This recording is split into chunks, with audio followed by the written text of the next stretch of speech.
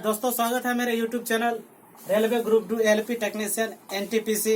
मैं इसको ध्यान में रखते हुए आपके लिए पर्यावरण चैप्टर लाया हूं और इसको हमको एनसीईआरटी के बेस्ट पर इसका हम व्याख्या करने जा रहा हूं। जिस तरीका से क्वेश्चन अभी पूछी जा रही है नई भर्ती में, जिस तरीका से टीसीएस ने क्वेश्चन को तैयार किया है उस बेस पर, जैसे कि प्लेटफॉर्म के नवीन कुमार ने भी बोला है कि यदि अंडर 10th के नोट्स को भी अगर पढ़ा जाए तो वहां से क्वेश्चन आएगा। इसी को ध्यान में रखते हुए मैंने इस वीडियो को तैयार किया हूं।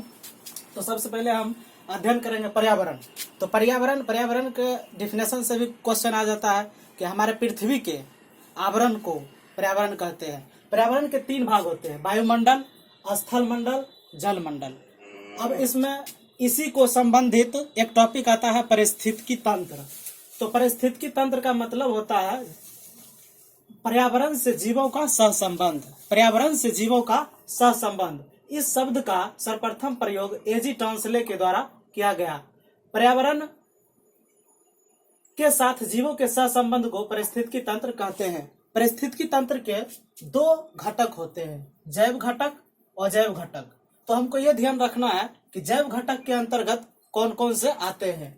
पेड़ पौधे, मनुष्य, गाय भैंस इटीसी, अर्थात जो जिसमें जीव उपस्थित है वे पारिस्थितिकी तंत्र के जैव घटक होते हैं। और जो निर्जीव है जैसे ताप, दाब, मिट्टी इटीसी, ये सब अजैव घटक कहलाते हैं। तो इस तरीका से हम लोगों को जो डिटेल पढ़ना है जैव घटक का। जैव घटक के 3 भाग होते हैं, उत्पादक, उपभोक्ता, अपघटक। इसका इंग्लिश नेम भी ध्यान रखना पड़ता है, प्रोड्यूसर, कंज्यूमर, डिकम्पोजर। जिस तरीका से क्वेश्चन पूछा जाता है कि निम्नलिखित में कौन से उत्पादक हैं, तो हरे पेड़ पौधे, शैवाल, ये सब उत्पादक के अंतर्गत आते हैं जो अपना भोजन स्वयं बना लेते हैं, अर्थात उत्पादक प्रकार संश्लेषी होते हैं। उपभोक्ता, कंज्यूमर, जो उत्पादक पर प्रत्यक्ष रूप से निर्भर होता है उसे हम उपभोक्ता कहते हैं। और इसी प्रकार अपघटक होता है जिसे डिकम्पोजर कहते हैं, जो कि मृत जीव जंतु सड़े गले पदार्थों से अपना भोजन ग्रहण करते हैं, उसे हम अपघटक कहते हैं। जैसे जीवाणु, कवक, ये सब को हम अपघटक कहते हैं। इसे सेप्रोट्रॉप भी कहा जाता है, जो कि अभी ये ग्रुप डी की परीक्षा में पूछा गया था निम्नलिखित में कौन सेप्रोट्रॉप है, तो उसमें जीवाणु और कवक ऑप्शन दिया हुआ था, तो उसका आंसर जीवाणु एवं कवक होगा। तो आगे फिर हम देखते हैं उपभोक्ता। उपभोक्ता का फिर थोड़ा सा डिटेल है। उपभोक्ता 3 प्रकार के होते हैं, प्राथमिक उपभोक्ता, द्वितीयक उपभोक्ता और तृतीयक उपभोक्ता। तो प्राथमिक उपभोक्ता जो प्रत्यक्ष रूप से उत्पादक पर निर्भर होते हैं, जैसे हिरण, गाय, जो शाकाहारी जंतु होते हैं, जो हरे पेड़ पौधे को प्रत्यक्ष रूप से अपना आहार के रूप में ग्रहण करते हैं, उसे हम प्राथमिक उपभोक्ता कहते हैं। और प्राथमिक उपभोक्ता के अंतर्गत जितने भी शाकाहारी जंतु आ जाते हैं, हर्बीवोरस, जितने भी शाकाहारी जंतु होते हैं वो सब प्राथमिक उपभोक्ता के अंतर्गत आते हैं। उसके बाद द्वितीयक उपभोक्ता, प्राथमिक उपभोक्ता पर जो निर्भर रहता है उसे हम द्वितीयक उपभोक्ता कहते हैं। जैसे बाघ, सांप, अर्थात मांसाहारी जंतु, कार्निवोरस जितने भी होते हैं वे द्वितीयक उपभोक्ता होते हैं। अब द्वितीयक उपभोक्ता पर जो निर्भर रहता है उसे हम तृतीयक उपभोक्ता कहते हैं।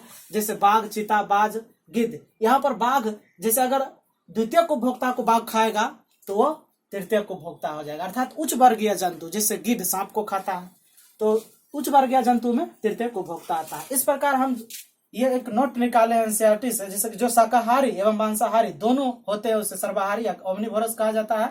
और शाकाहारी का आहार नाल मांसाहारी से ज्यादा बड़ा होता है, क्योंकि शाकाहारी जंतु को सेलुलोज का भी पाचन करना पड़ता है। जैसे कि जितना भी हम जो साग सब्जी होता है उसको खाते हैं तो उसमें सेलुलोज होता है, तो वह काफी हार्ड होता है। इस तरह से शाकाहारी जंतु को पचाने में एक बड़ा आहार नाल की जरूरत पड़ती है, क्षुद्रांत की जरूरत पड़ती है।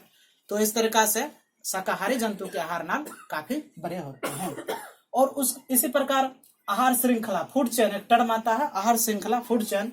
तो इसमें देखा गया है कि एक अलग अलग क्षेत्र में, अलग अलग परिस्थितिकी तंत्र में अलग अलग आहार श्रृंखला देखने को मिलता है।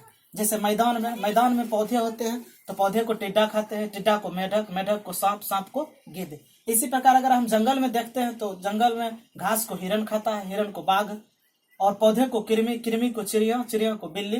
तो उसी प्रकार जल में अगर हम जाते हैं शैवाल, शैवाल को छोटे जंतु, छोटे जंतु को छोटी मछली, छोटी मछली को बड़ी मछली, बड़ी मछली को मांसाहारी जंतु। यहाँ से क्वेश्चन इस प्रकार आता है कि निम्नलिखित में से कौन से वन के पारिस्थितिकी तंत्र हैं। और इसी प्रकार ये चार ऑप्शन दिया जाएगा, उसमें से टिक करना रहता है। आगे फिर एक टर्म आता है पोषी स्तर।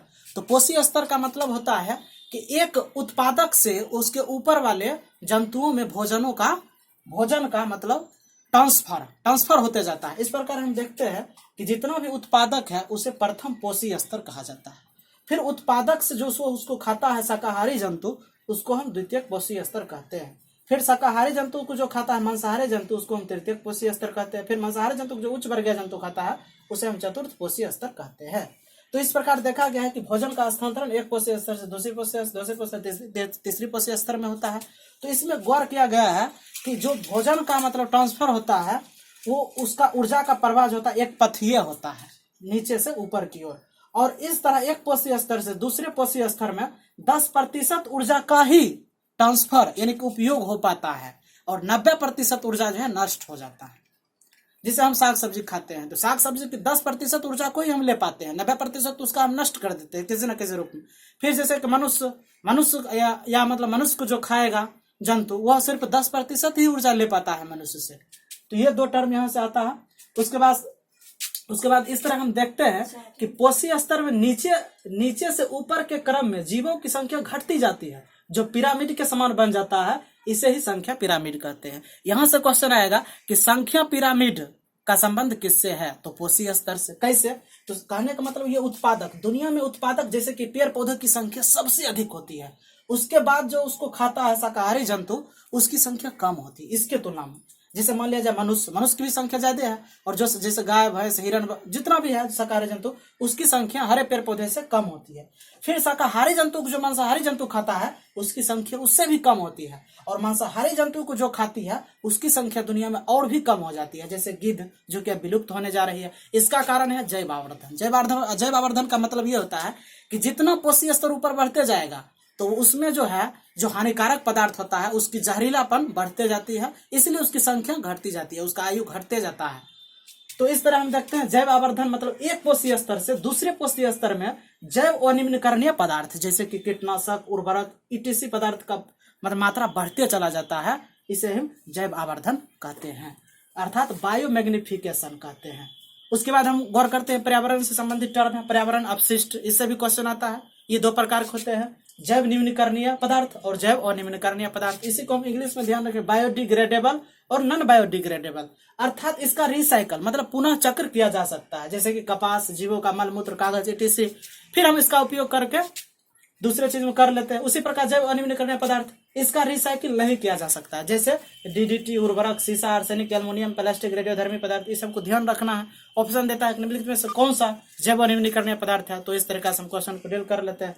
अब उसके बाद टर्म आता है ओजोन परत। यह भी पर्यावरण से संबंधित ही टर्म है। ओजोन परत वायुमंडल में यह परत 15 से 50 किलोमीटर के क्षेत्र में पाया जाता है। यह परत O3 ऑक्सीजन के बहुपरमाणुक होता है, O3 से बना होता है। यह सूर्य से आने वाली पराबैंगनी किरण अल्ट्रावायलेट किरण को अवशोषित करके मनुष्य को होने वाले त्वचा कैंसर, मोतियाबिंद एवं उसमें होने वाले उत्परिवर्तन मतलब म्यूटेशन, एक प्रकार का अलग परिवर्तन हो सकता है, को रोकता है अर्थात सुरक्षा प्रदान करता है। इसके क्षय के लिए उत्तरदायी मुख्य गैस है CFC, क्लोरोफ्लोरोकार्बन, अर्थात फ्लोरीन भी यहाँ पर ऑप्शन में हो सकता है। फ्रीऑन 12 जो कि एयर कंडीशनर से स्रावित होता है, एयर कंडीशनर से निकलता है, जो कि मानवीय उपयोग होने वाले पदार्थ जैसे scent, shaving cream, air conditioner etc से निकलता है, और ये ओजोन को क्षय करने में सहायक करता है, जिससे छिद्र भी निकलता है। सर्वप्रथम ओजोन छिद्र अंटार्कटिका में देखा गया है, और इसके लिए 1987 में एक अंतर्राष्ट्रीय सम्मेलन हुआ। 1987 में अंतर्राष्ट्रीय सम्मेलन हुआ, मतलब जो कि ओजोन गैस के मतलब कि ओजोन गैस पर रोक लगाने के लिए इसका सम्मेलन किया गया सर्वप्रथम 1987 में। धन्यवाद।